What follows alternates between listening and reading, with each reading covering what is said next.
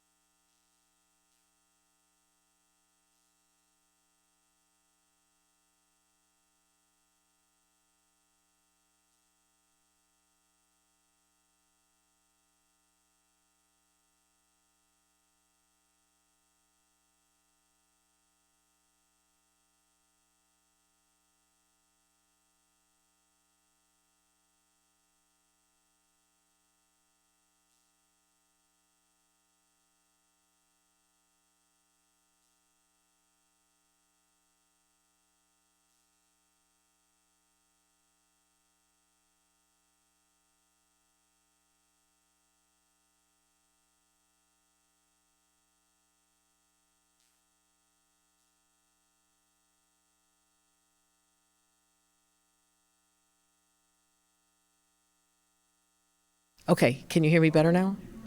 Thanks. All right. I'll be explaining why home electrification is a crucial part of addressing climate change, and along the way, I'm going to point out the significant benefits of home electrification to homeowners. The IRA is a very big piece of legislation. It has sweeping provisions, including grants and funding for local municipalities and community groups. But today's presentation is just going to be focusing on the portion of the IRA that provides subsidies to individual residential individual residents. In other words, how the IRA can help you and it can help me. So if you are here today, no doubt you're concerned about the environment. And, you know, historically, we haven't seen massive amount of federal action to help homeowners. So it's been a situation where I think a lot of homeowners have felt very sort of unclear about what they should do and how quickly they should really move forward, unclear about technology. And this IRA is really the first major investment the federal government's made to help homeowners get to the next step. And I'm pretty thrilled and excited about it for that reason. Because the fact is that about 42% of all U.S. emissions are the result of decisions made around the kitchen table. And these are the decisions that drive the emissions that are related to residents and households. So as I mentioned, when switching to clean electricity and all electricity, you may also get a number of other benefits. You may have a much more comfortable home. You may be reducing your energy bill over time, improved indoor air quality, decreasing pollution in general, and increasing your home's property value, and other benefits like going solar and getting energy efficient appliances. I'm going to skip on. I'm going to mostly be talking about the investment, about the tax credit component of the IRA, because although there is another section of the IRA that provides rebates and point of sale reductions in the cost of items, that portion of the IRA has been delegated to the states to implement, and the Commonwealth of Pennsylvania has been given about, I think it's about $450 million between two programs, the Homes and HERA programs, and they have not yet come out publicly with how they're going to use that money, and we're not expecting that to hear from them until at least the end of the year. So So as a result, this particular presentation will not be focusing as much on moderate to low income benefits, but just general tax credit benefits. So that's my house in the picture. And my husband, Jay, and I, who's here, and I are fairly far along in the process of electrifying our 100-year-old house. And we have a lot of 100-year-old houses in Lower Merion, and so we have had a lot, we've learned a lot through this process. We started about 20 years ago with a home energy audit, and over time we've insulated and sealed our home, including installing a super insulating roof in 2018 with an R factor of about 40. 2 years ago, we converted our heating to an air source heat pump, and we stopped using our gas stove. We didn't buy a new stove because it's a really big Viking gas stove and it takes up a lot of space in our kitchen. But we now cook on several induction hot plates, and we use our electric ovens, our microwave, and an Instapot. And so we're really no longer using gas to cook in our house without spending, frankly, very much money to accomplish that. I'm hoping to install a heat pump clothes dryer in the next year, and we're also researching hot water heaters. Underneath the snow on that roof are solar panels, which we installed in 2019. And the main takeaway is these projects are expensive, they take a long time to think about, and you're not going to do it all at once. And so we've got this 10-year, now an 8-year window of when the tax credits are available, so we're trying to get the message out to as many people as possible to begin now to plan to access the benefits. So the science of global warming is real and convincing. This chart shows both the increase in the Earth's temperature and the increase in CO2 concentrations, and you can pretty much see that they go completely hand in hand. And we are not immune to the impacts of global warming in Lower Merion, we're really experiencing much more intense storms, and I could show you some slides of the Vine Street Expressway underwater or other regional flooding, but I don't think that's necessary. I suspect if you're here, you already know about that. So we need to both clean up the electric grid by phasing out electricity that's produced by oil, coal, and yes, natural gas, and we need to electrify all the machines and systems that are currently using fossil fuels, and that includes the machines and systems in our house. And, you know, given where we are today, this is really a monumental undertaking for the whole nation, and it's going to take decades. It just will for us to be implemented. This chart you see is from the Citizens Climate Lobby, which shows the predicted impact of the Inflation Reduction Act on U.S. greenhouse gas emissions from 2005 levels to 2030. And it does go a long way to meeting our Paris Agreement goals of 50%. But you can see here we don't actually get there. The middle range, this is sort of a range of where we may wind up, and the midpoint of that range is at about 40% reduction, which, you know, is a start. It's good. It's better than where we were otherwise. But of course, the only way we're going to accomplish this is if we get people to get going with their transition. Bringing the issue down to the Lower Merion level, the Township Sustainability Plan breaks out the greenhouse gas emissions in the township in detail, and it separates out the township's government from the rest of the community. And you can see here that really there are two areas where most of the greenhouse gas emissions from Lower Merion come from.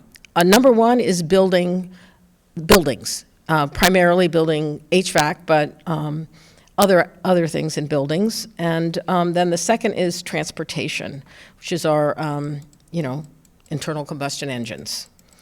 And the township government itself, even if they were to completely convert everything, they only make up 1% of the total emissions in the township. So that's just they can lead, but we need a lot of followers. One good thing that I think people are less aware of in the United States than other places is that electric vehicles work quite well. And sometimes there's negative press about them, but our experience driving electric vehicles has been excellent. So why do we need to electrify homes? This chart shows that even if we were to completely scrub the grid and get shut down all fossil fuel-fired power plants and only source the energy on the grid from clean power, we only reduce residential emissions by about 50%. The remaining reduction that we would need to achieve our goals as a nation is if we get everybody to switch out of their fossil fuels at home, which I now feel like I'm sounding like a broken record. But when your equipment dies, electrify. And this is just an image from Rewiring America, which I'll be talking about more later in the presentation, that gives you a sense of all the different areas in your home that you can electrify. And even if you're not ready to get started right now, the number one, very first thing there in the yellow box that says number one, purchasing renewable energy. You can purchase renewable energy today. It's just an option that you have with I'm blanking on the name of the various sources, but I think Make Ben Proud, and there's some other websites that you can go to learn about that. So the federal money is, as I mentioned, is primarily tax credits. And most of them expire in 2032, and the solar, the battery storage, and the one other item expire in 2034. Huh? Geothermal? Yeah, thanks. So households, as I said, can access a credit to cover up to 30% of the cost of certain efficiency improvements. And this slide and the next slide simply list the types of projects eligible and sorts them into 3 groups. So the first group I'm calling getting ready. And these are the things that I think you can and probably very much should do first when you're starting out, so that in the end run, you don't spend more money than you need to spend, and that you go in the right direction from the beginning. And the first thing is a home energy audit, and I'll talk more about that later. There's a small credit for that, up to $150 that you can get. The second is insulating and sealing your home. It's important to insulate and seal, because not only will it just totally reduce your own demand, if everyone has a tighter house, we'll just have less demand and have to build less additional power systems and less. So that's a win for it's the cheapest way we can address the clean energy transition. And then panel and wiring upgrades. You'll need to at least sit down with an electrician and learn about what the capacity is of your electric panel, and take a look at the wiring in your home, because some of the systems that we're talking about may require more upgrades to your panel. There's a lot of different ways to upgrade a panel. There's a lot of really clever ways to avoid spending more than you need to on upgrading your panel. So planning ahead and learning about that would be recommended. And the next group is the big 3. I'm calling the big 3 because these are the 3 projects where you will have the most impact in saving money for yourself, making that your home more comfortable, and where you'll reduce your carbon footprint, and frankly, where most of the money that you'll spend in all of this lie. And that's the heating system, which can, if you switch to heat pumps, and there's several different kinds, it will replace both your air conditioning and your heating system, and heat pump, hot water heaters, and electric car and charger.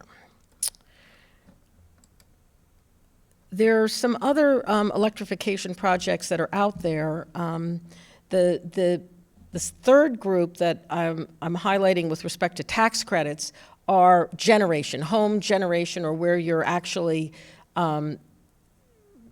creating some of the energy from sources, either geothermal or solar, and then the storage of that energy. And then the heat pump clothes dryers will have a home's rebate but no tax credit. And I don't think there is anything to help you offset the cost of an induction stove. So I've already talked a little bit about a home energy audit. It needs to be done by a qualified professional auditor. It needs to include a full walkthrough of your home, including tests like a blower door test and thermal imaging, and it should inform the rest of your journey. Professional auditors auto-analyze your house and give you a written report for areas of improvement and recommend where to begin. They'll actually show you, the report should show you where, if you spent, where you'll get the best bang for your buck and where your biggest problems are. And often sealing your home from leaks will be the very first thing that would be recommended, particularly with all the older homes that we have here in Lower Merion. Adding insulation in walls, and then there's small things that you can do, but they can add up, like using smart plugs and smart thermostats and LED lighting. And again, benefits. The benefits are going to be lower electric bills and less pollution, more comfort in your home. And importantly, if you've properly weatherized and insulated your home, you may find that when you go to install a heat pump, that you may be able to install a smaller heat pump, because you could potentially have reduced your energy usage so significantly that when the analysis is done of the size of the heat pump, you could be installing a smaller one. One way to learn a little bit about home energy audits is to go and take a look at the PICO website, and they have some little videos that, but there's lots of videos on the internet from lots of different sources. So the weatherization credit, which is again 30%, is capped annually at $1,200, which equates to $4,000 worth of expenditure. And there's some, within that $1,200 a year cap, there are some limitations. There's no limitation on spending that, getting that whole benefit from costs associated with insulating, but there are limits on how much you can get back for replacing doors and exterior windows and skylights. This is a screenshot over here on the right of the another part of the Rewiring America site that will get, if you access that site, it'll give you more information about about those tax credits and how to approach that project. I mentioned the electric panel. To get the tax credit benefit for the panel upgrade, you need to be doing this, the upgrade in connection with an actual project that would be done in the same year that you do the panel upgrade. And the panel upgrade, I believe, and maybe there's somebody who's an expert in the room can help me out here, but my read is that it includes panel upgrades, sub-panels, you can, feeders and connectors. So it's more than just the panel itself. You can actually include the costs of running the wires if you have to upgrade to, a higher voltage, say, for your induction stove. And so again, if you're going to be doing these projects over time, you can do the rewiring over time. But think that through. One thing to point out is that there's, in a couple areas, there's no cap on, I believe, there's no cap on the panel and circuit upgrades, and that's anything that's has to be done associated with solar storage and geothermal. You might want to check with an accountant on that because I am not an accountant, but that's how I have read the materials so far. So heat pumps. Heat pumps have kind of a bad rap with a lot of contractors, a lot of HVAC contractors, and can't tell you the number of people that I've talked to about heat pumps where they've told me that when they went to talk to their contractor told them, no, you can't use a heat pump here in this climate. Well, actually, there are cold climate heat pumps. They work fine in southeastern Pennsylvania, and they're 3 times more efficient than gas-fired heating systems. And remember, they also will replace your air conditioning system, so you're in the long run have less mechanicals that you have to deal with. And I was going to mention also that I heard recently that the state of Maine is one of the fastest. There's the fastest rate of conversion to heat pumps is in the state of Maine, which and think about how much it costs people in Maine to heat their homes. So to me, that's sort of proof positive about how to think about the benefits of a heat pump. So the image here in this picture on the right is of the external part of an air source heat pump for a whole house system which would require ducts, but there are ductless systems as well. And this page just sort of gives you an image of what, if you're not familiar with mini splits and ductless systems, what they look like and how they perform in a home. You can see that there's an external compressor on the left, and then on the right, in each room, there'll be a installation at the top by near the ceiling on the wall, and that would be sending either cool or warm air into your room. One point I wanted to make is that it's important to make sure that whatever you buy is eligible for the tax credits. And the IRS and Energy Star websites do list specifically which products are eligible. And it's essential, if you want to get the credit, that you've made sure you're buying the right product. Now, we've talked about heat pump technology for heating and cooling your house, but the heat pump technology, which is also used now for both hot water heaters and clothes dryers. The tax credit limit for the hot water heater is up $2,000. That's the payment that you can receive. And but there is no tax credit available for a clothes dryer. So if you want to switch to a clothes dryer, you don't expect to get a tax credit back. Unless you get a gas. I didn't want to even bring that up. Okay, there's some weird. That's true. I mean, there are some compromises in the legislation that do allow tax credits for the continued use of fossil fuels, certain fossil fuel machines, and some doesn't mean you have to use them. And my thought on this is, why would you buy an antiquated technology right out of the box? You're not future-proofing your home because in the long run, I'm fairly convinced that we're going to all want to be living in homes that are all electric. So a better investment is a heat pump option.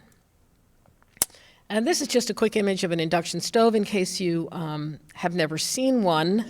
They're pretty terrific. Unlike other older electric stoves that use electric resistance, these are using, I think they're using magnets. They're using magnetism. And so that they're highly efficient. One of the most fun things is how much faster you can boil a big pot of water, but they're also very sensitive, and you can both do very delicate types of cooking on induction stoves as well.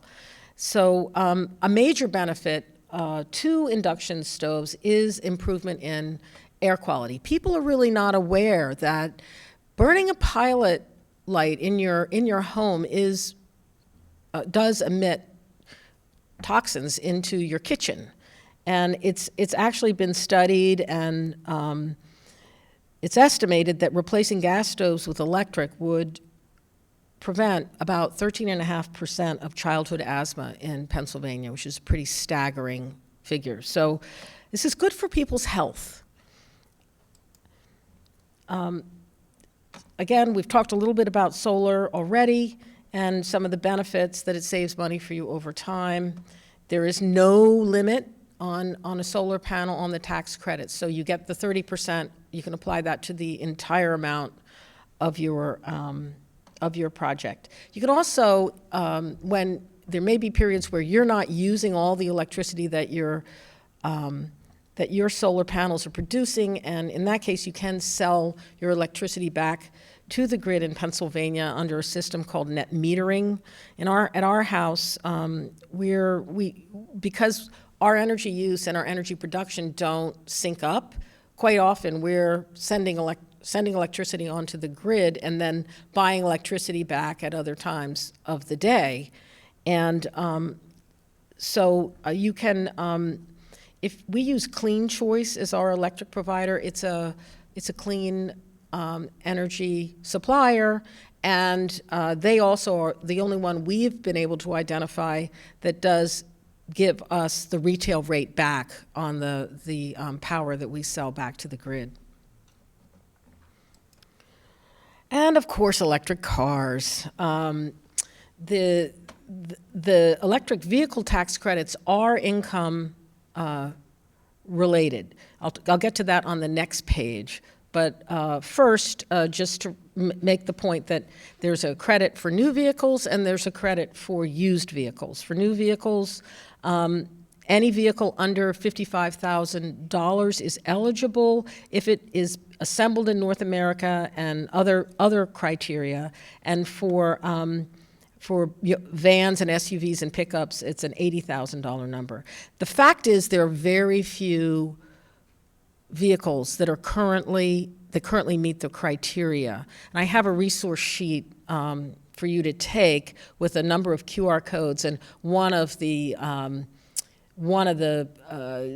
QR codes will take you to a site, the federal site, that will give you a list of all the approved vehicles that are eligible. Now, used vehicles are a different story. There's no need for a domestic content proof for a used vehicle. They're just making available $4,000 or up to 30% of the price, whichever is less. The car has to be more than 2 years old, and you have to buy it from a dealer, and you could only take advantage of this once every 3 years. And then just to know if you're eligible to access these tax credits, I mentioned that they are income driven. Your ability to use them is income driven, and just take a look at this and sort of look at which category you think you may be in. Married filing jointly, $300,000 or less, and then the other categories are there.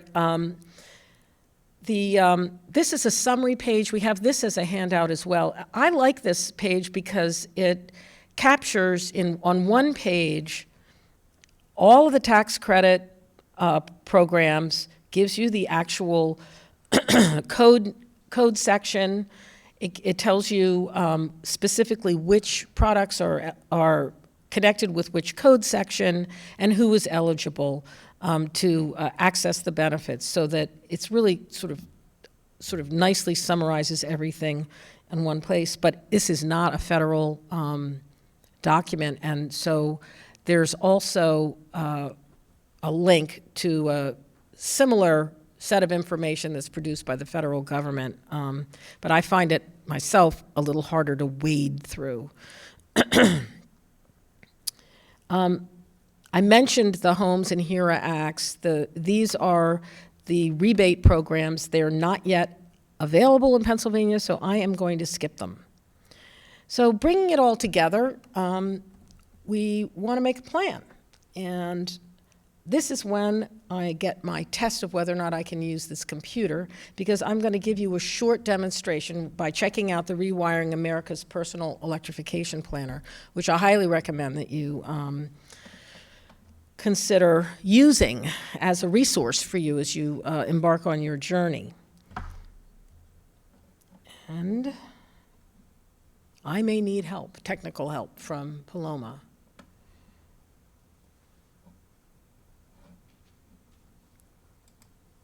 Here it is. I did it all by myself. All right, so I've already loaded in my own personal home plan. You can see they've actually got a picture of my address and my house, and then they give you, and I guess I'd like to caution you that this is just a conceptual idea of how much you may save when you look at the costs and the savings, the potential savings. But the planner is absolutely terrific. So it gives you a list of things that you can do, and I'm going to go to my projects. So these are, maybe I want to stick with my plan. I'm going to go to show you one that we've already done. So when you go, let's say this is the information that they have for upgrading your heating and cooling with a heat pump. So you get an introductory section that they'll walk you through the costs and benefits, the rebates and credits, a guide to how to move forward and contractors and how to work with contractors. So they'll give you a range of what they think in our area. This is supposed to be customized to our area of how much a heat pump might cost.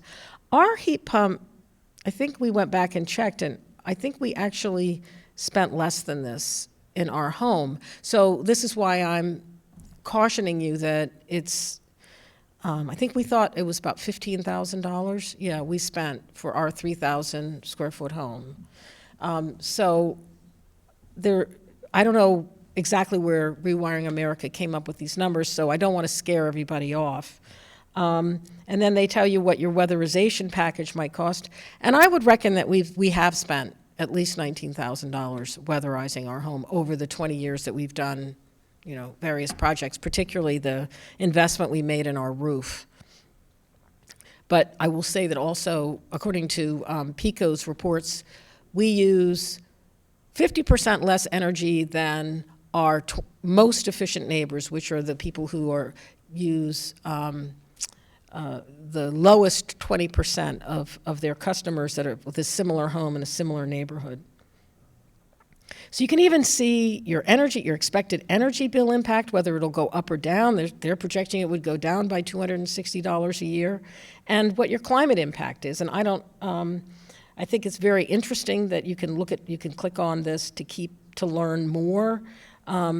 So they've got resources here where you can click through. So that's enough on the plan, but I highly recommend you spend time with this resource. Can I ask a question? Yes. When you did the project, and are you sent an annual letter of how much carbon that you have prevented from entering the atmosphere or anything? No. Only that slide that you just showed? Yeah. Thank you. Thank you, Paloma. All right. I think we're at the end. A couple things just to make sure you think about. Think about how much longer you plan to stay in your house. Make sure you get the home energy audit. And, spend some time planning ahead. The worst thing would be for you to be caught in a situation where your hot water heater suddenly dies. You need a little bit of an electrical upgrade for the hot water heater. You've got a guy on a truck and he's got a gas-fired hot water heater, and you just have to buy that because you've now bought outdated technology that's going to cost you more money and is not as healthy for you and your home. So that's why we do emphasize the planning and the research on your electric panel and upgrades. So that's it, and I don't know how much more time we have. We have about maybe 15 minutes. So I was hoping that maybe we could just open it up for questions, conversation, comments that people might want to make about this. Anybody want to kick it off? We've got a taker in the back.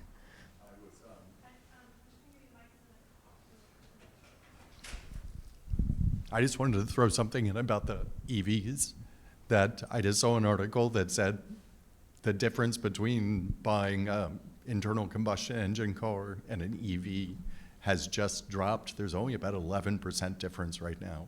Well, there's both an upfront sticker shock issue that's come down a lot, but then there's also the operating costs. It's incredibly cheap to operate. And this is just the sticker price. Right. Obviously, it's, I've driven an electric car for over a decade now. Maintaining and running one is way cheaper than driving my gas-powered Right, car. and the cost to fully charge our batteries is mind-blowingly nothing. I mean, it's under $10.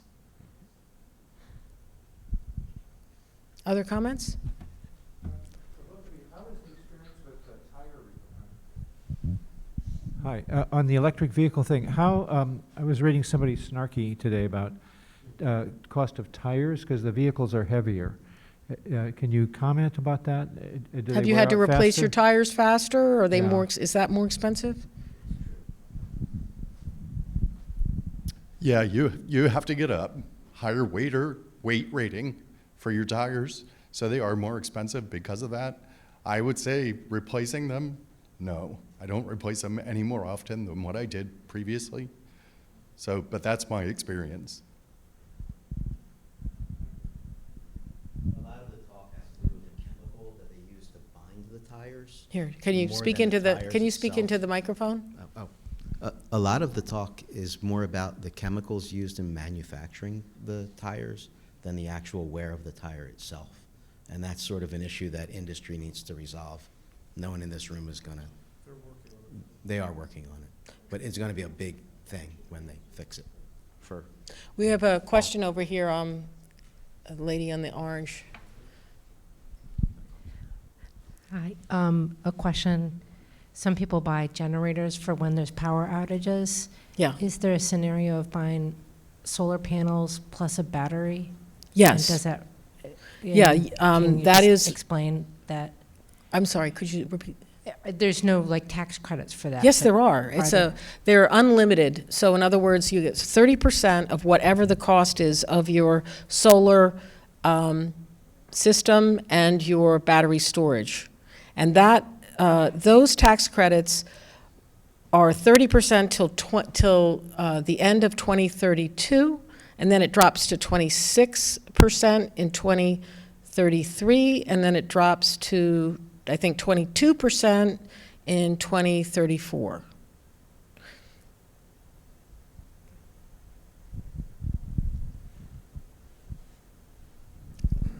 Gentleman in the green, thanks. So I just want to say, my name is Scott Sidlow, and if anybody wants to learn how to start this in their house, I do energy audits, and I can help you with with making the plan that you're talking about. You've done a nice job explaining how you really got to plan this out, and that energy audit is a great start, and I can give you a 10-year plan for how to Yeah, improve your home over time. So I wish we were, when we started as a homeowner, 20 years ago, that kind of sort of report would have been available to us. But a lot of the technology just wasn't even, available. We got information on how to seal and insulate, but not, how to electrify. And your plan would include a whole electrification plan as well? Yeah. So one of the key things I look at is where your equipment is in its life cycle.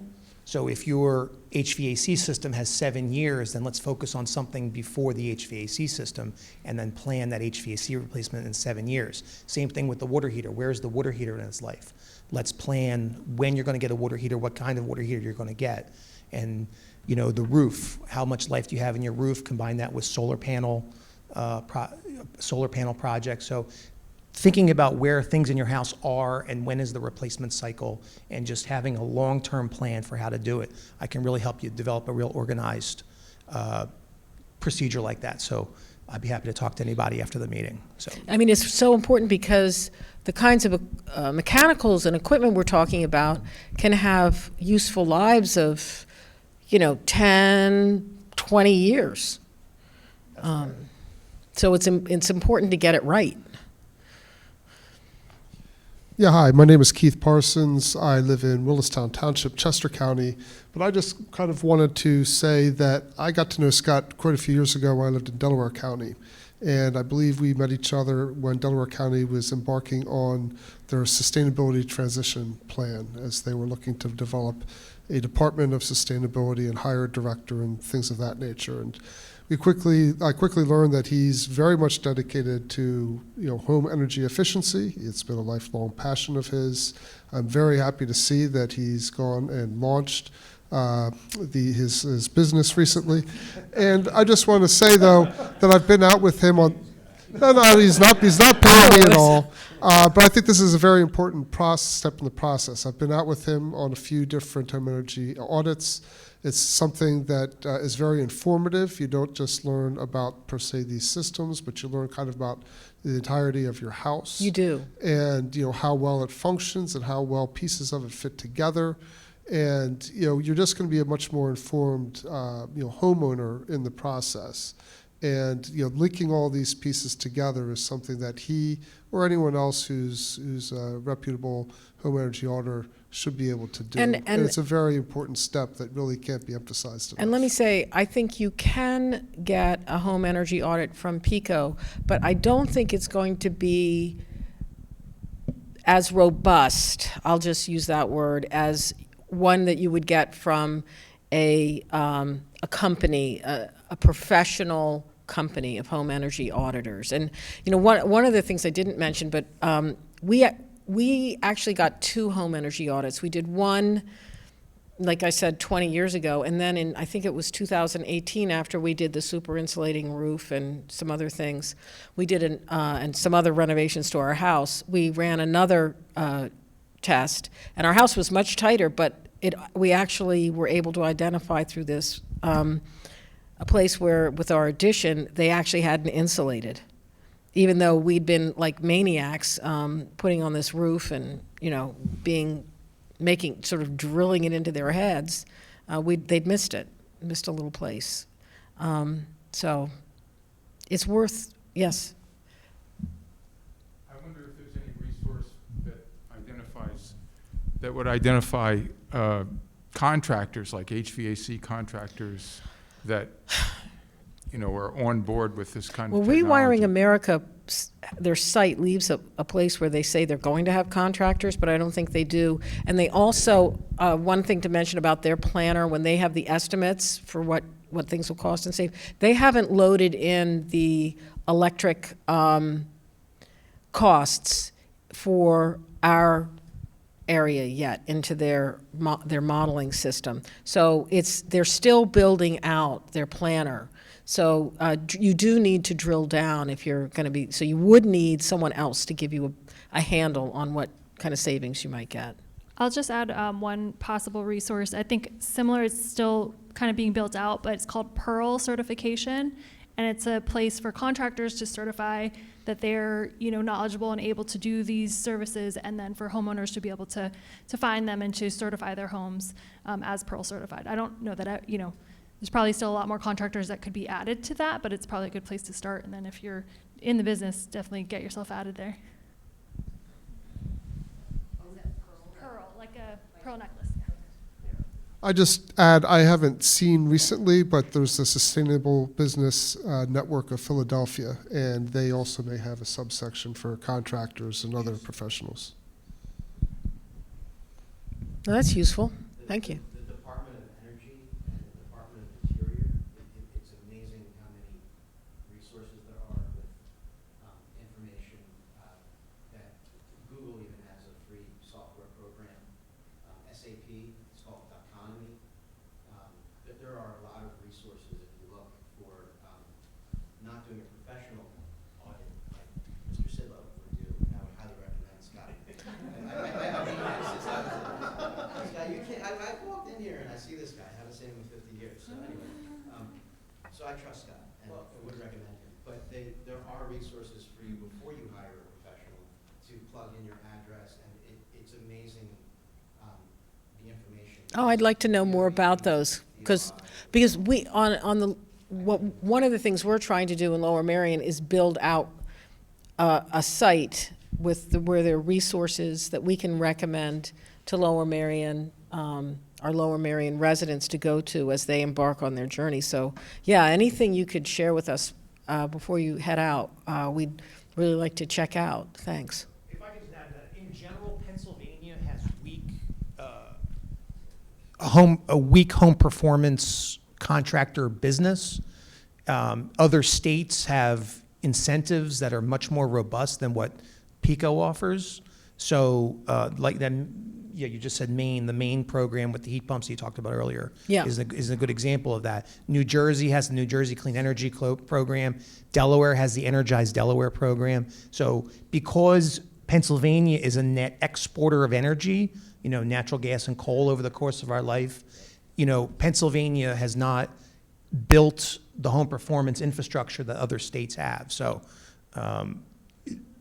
it's harder to find contractors, but it can be done, and I certainly can help you with that. But it can be done, and if you ask the right questions. Question all the way in the back?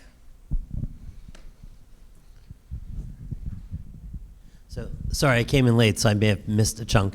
But I'd be curious to hear, so David Feldman, Lower Merion resident.